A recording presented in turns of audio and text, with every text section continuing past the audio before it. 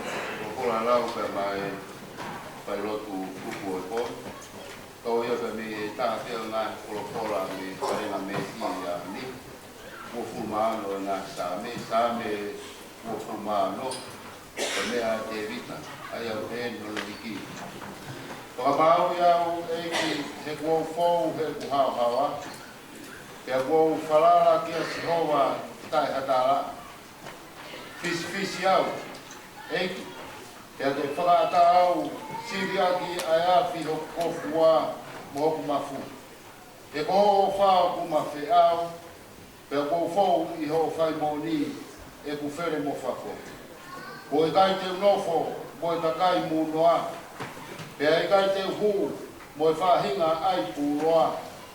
Ko whakata ai kau whai ko vio ko whihia ki ai. Te aikai te unofo moha whakapire ai. Te whano hoku ni mā i e tae hahara. Kau alo takai eiki ki ho orita. Ke ukau i herea whakamaro mo a au ho ngāhi ngāwe whakarako.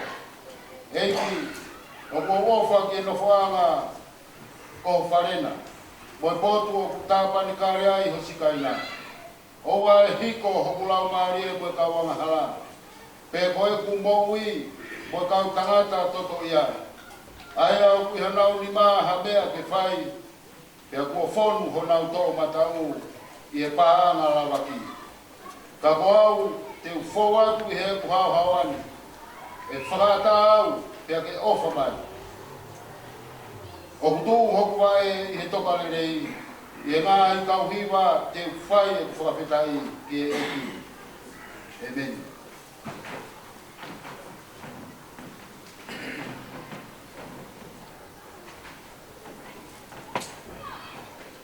Atau que asio e tuai no te pareni.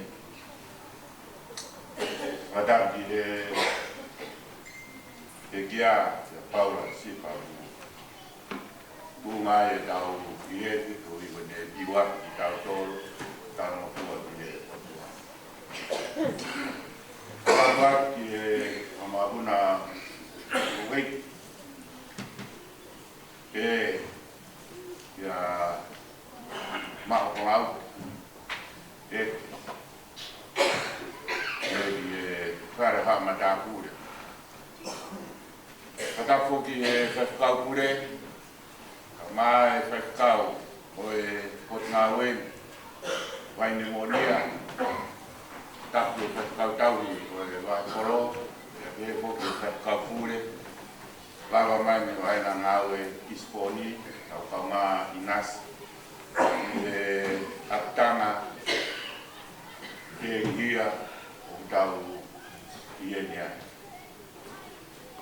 take fahu padapu ke wito padapu ke urumotua ya be ki kaina mahen ya motoro nani sola mai bulani mo ahia ai fuaine e fiafini ko ibo mo ofama madapu ka vai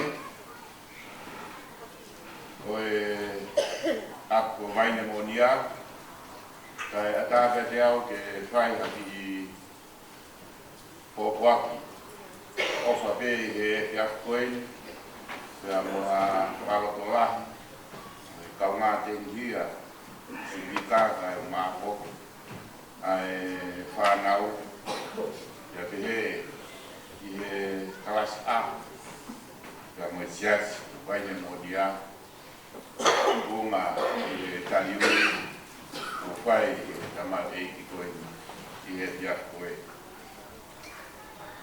Korbe go maa e whai maare koe ni ke whawhonga i e whawhonua tonga ke watu ai ke kaunga mamahi kano ke kaunga whanoma ke mo e wito kai mo ako kai kau ka mo sias tunga i he whamasiwa koko i he roto whare o e siasi e ngari aha koen o tau whio iai ia pomi e ofa e popoaka na de moto. Renata koki ai ka mai fa pure vai na ngau e a pala ni mankau. Whakakato ai whatongia koe ni ka whamao atu e whakoroa ki kita ia me whakapure mi vai na ngau e kisponi e ma to whatongia i he pia koe.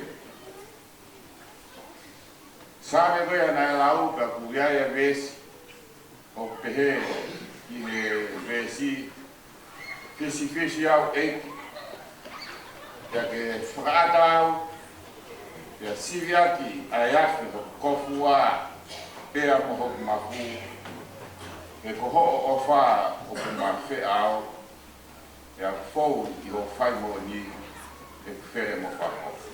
Resi tonu ia, ka mo e resi ua, sāme, o kumano, o whanomtia.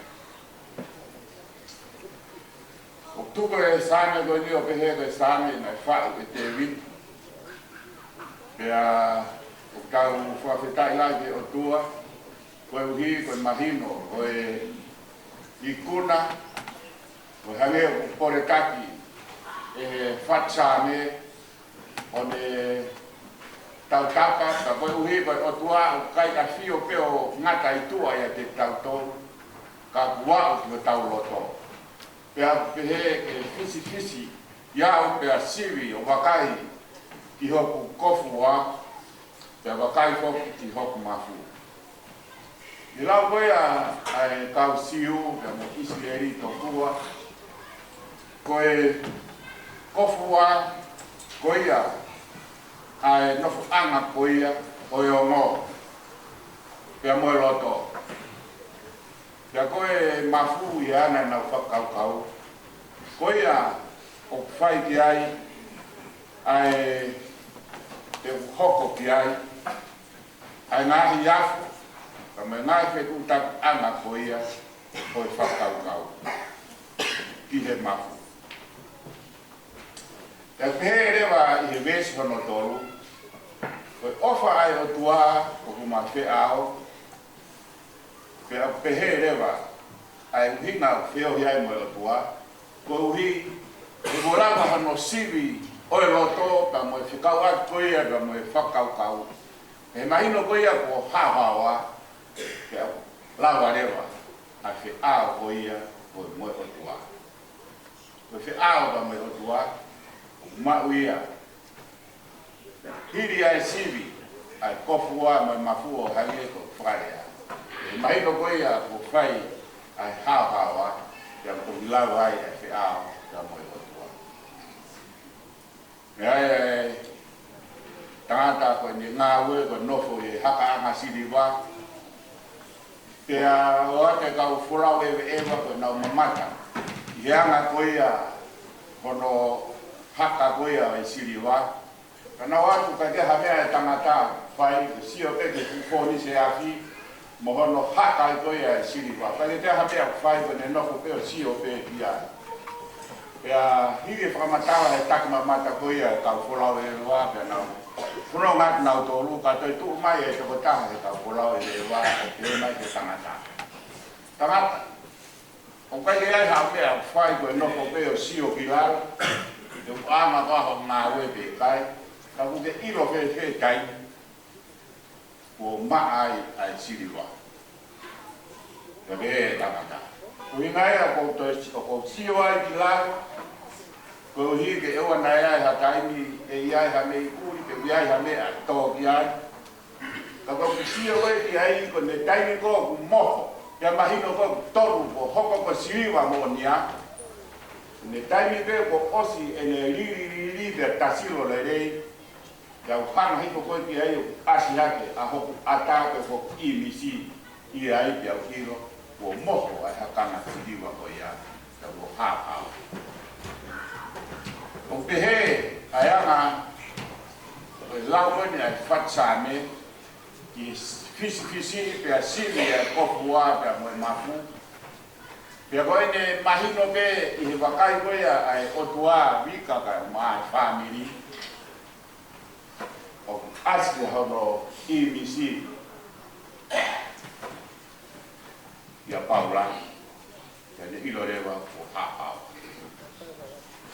O pehe, o kai koe hawawa, noa ia me.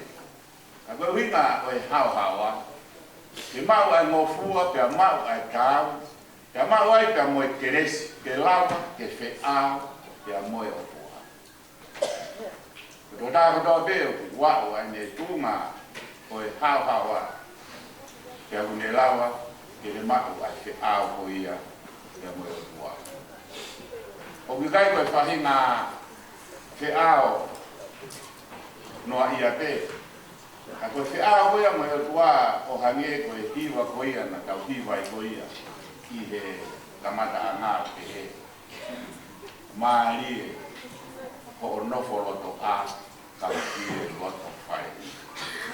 Kai na fe awia ta mai go ni sami ta no foloto fai ia. Ile ta ma ko ya ha wa. Ko mai he sivi ko fai ko ta ko pua mo ta ma ku ai ko no anga o yo mo. Ya mo tu ko ma ko ya o loto ba mo fa ka. Ako ni ma ko ya ha wa. Ka we ale wa di isi o tua ke tau mo ui. E fe a gon me o tua. Ni kuna ia ai fahinga faina ta. E ha fahinga mama. Ha fahinga ma fatia. Wala e o tua fa fe ki tau to. Ke tau inas i ofa ko. Ke tau fe a ko ya tau kuna i me a no.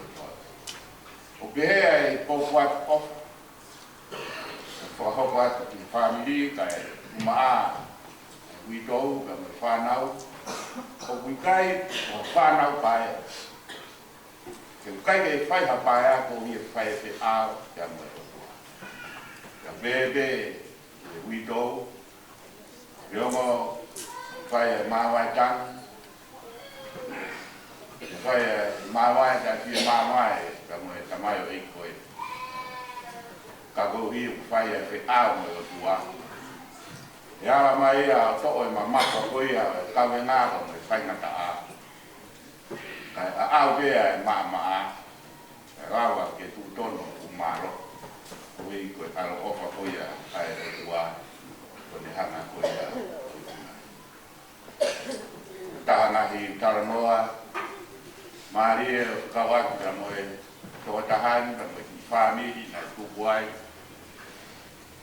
okan kalau sias naya kai mina hange hatahi tapok ta halau pun opat di goi ha di family goi ni kubuai tamai goi ni na ma we na tu ene mahino ga tek na to bebe asias faka kristiano je yan de lava que te fe awa que ya mo o tua ya tai la ko fare mai ki atia sin mo gai ki ko tu ma o vika ya no paula ai le fia ki fai pero mo a fai ma hen fai lu como fai tala no ya que la no fo que imagino que o a imagino que kai que Ia e la mahen ma ke he go ni o mai o kai na ki fora vai. Ala ha le ma wa ka mo ta o fia pe. To le kana na sai e te ta ki. Paula di po wat ofa pe ia. Pat ke te fo. Ka ma ki ka fa na. Wa ke tu ma bi la vai ai fa ka tu e. Kalau pun mahal tu buat kau, kalau siapa sekolah ada puas dia bika, kamawan di kau apa, kau mana kau bika tu tahu kan ada puas dia, dan ada puas dia bika, dia mau otua, dia mau naik, nak tu nak, dia nak saya dah mau puas kau, kita kita buat macam, dia ya, mate whakaisi. Ka koe konga ki he ngāhi tāsi ki ngā rei, ka moe hoko koe tamai, ka moe hoko koe kusi whāni.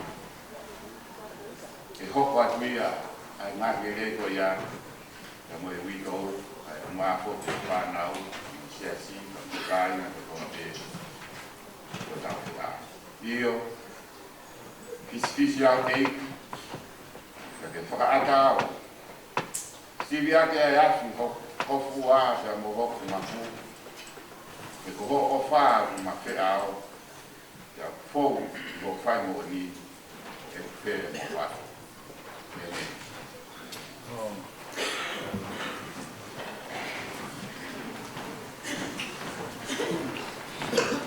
E da lo.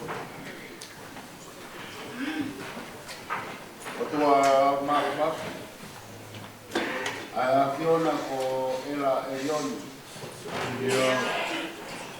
Ai afiona o ke fotu mo mahiki hake. Ia toi mea he univesi o mau iai. Kokoe aho mau kaweinga whorau. Ia kokoe o ku turi fua ki ai. Ai whanonga, moi mo ui. Moi mea kotoa me he mau mau iai. Ai afiona ku no ki ai. Pea mawahe me ai. Ha whorau i he mama. Alu mo whoki koeni. Pea kukua mo ririu. O ku mau lorotonga whanonga ai. Ko tō pe ho mau fofonga pe me afiona. Pe ko tō ki wholau whakao whaia. Te poe he rahi tahaia. I e whanonga anga o taimi. O ka pau o kukai turi fua atu. Ai kawe inga wholau ke afiona. Ko koe ho mau nofo anga. I e tō tangata pe mo tō tangata. Tara mai te eki ke whakatupu a ngā he mō ngā. E whanau e a mamani mo e whanua. Io, taru mei mua a lau i kuonga. Koe o tua bea e a whiona. O ku ke whakawhoki ai tangata. Pea mo e mea kotoa pe ki e hefu. Pea ke whoro mai. Hako a tama whoki mai. Koe mea kotoa pe i he arunga e mama mau iai. Hei kai tuku ia heni o tukutupoa. Tara mai ko pau pe ave ai mea kotoa pe. Kai lolo tonga e whetukutuku ko ia. O kuongona hare o hata mai ofa. O kule karanga mai e hoku foha. Unu mai koe ke whata ofa o hota mai. Pea koe fia koe ni maurau monuka maurau tā patu. Whawhetai he mau hao tua. Ka koe o tua la. O tua koe o ke wharote. Pea oku whe pikitaki mo mau ruta e mea kotoa pehe upesi. Pea koe mau whanonga ku huu whataha tupe ke apioi. Pea koe monu e aku mau whamonu he fiafu koe. Kai mau tātaro pe mo mau whakamawai pe mo tamai koeni.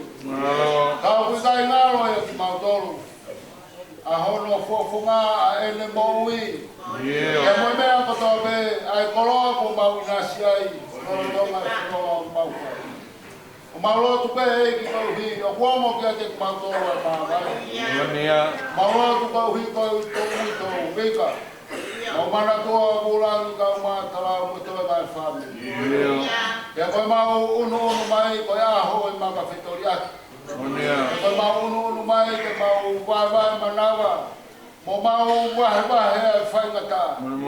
Ke ria ai whanonga anga pia mohono anga. Pea mau fia ke whawhetai ati maroho tau. Maroho tuk kaimi. Maroho tuk whainga maari. Maroho ke omi hangawe ke mau whai. Mau whaampe ai mau moui ke mau hoko tau. E au aho fu ngawe mai ke te mau. Mau whawhetai atu. E kurau maari e pe whanau aho wei. Toka ai whao takau maa. Ai whare a mata pure e pia moha tau whanua. Maro e whakarerei ko whai. Whai whakau pure e mahinga. Whai whakau tau e potu ngowe. Tau whai whakau moha rotu. Whawhetai e hawhak moe ko whai ke mo se tua tātau maa e sias. Ulu motu ākau maa e mo whamiri. E pehe ke whahu e pōkoeni. Au whiawhia ke hapai kotoa atupe. Pea mo uni kotoa, aho mauroto mo e mau mea kotoa. Hiri atu ke orita whairaurau e a whiona. Ke unu mai, o ke whai ho mau tāpua, uwhi aki mau toru e te respa mo e noma e a whiona. Kau hiko e au whia mamai e pōkoe. Maungona ai whorofora, pea moe akonaki kua whai hono tōka ka te mauro. Pea mau mana tua e whofonga e tabai ofa koe. Tangata whotu ngō fua. Tangata angalerei mo whofonga mari. Mau mana tua paula. Neo kua puri, neo kua bete. Ai te niti whakataimi e whanonga ngani. O tā pelu ia tuku i taimi. Kai hu atu e ne whanonga. Amusia paula pune te kina e pune fani fuatu he ngaru maa i tani e hoa whakoloa koe. Ka koe maula tō kau hi, kau i tau mo ki mau tolu honu katoa. Koe mau mo i, mei ho mau whanau i ke aho, o e mau hiki atu he a Fiona. O ku whai ai ho mau sivi i, a ho mau e o kani katoa peo e mau whanonga. Ka neo ene tuku fufu i roto, i o mau sino ka fotu mai ki tua. I e mau mo ui mo e mau ngā ue. Ka na rawa peke mau tala, ai mo ui ai peki a. Koro tonga ene kei mo ui.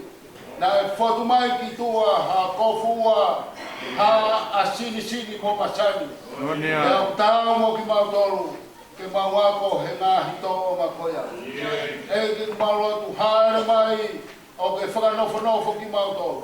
Ai whamini mo e whanonga au fia e pōkoe. Ke wake whakahekeheka o ene whoraua pōpukina. Ke kau pia mo e a Fiona. O koe kai, ko e whanonga hau ko a whanonga o ku mamao ai whaingata mi ai. Ka koe mo ue o sivi o ku tatau e te aro tāmak mo e aro mari. I e uha mo e la a.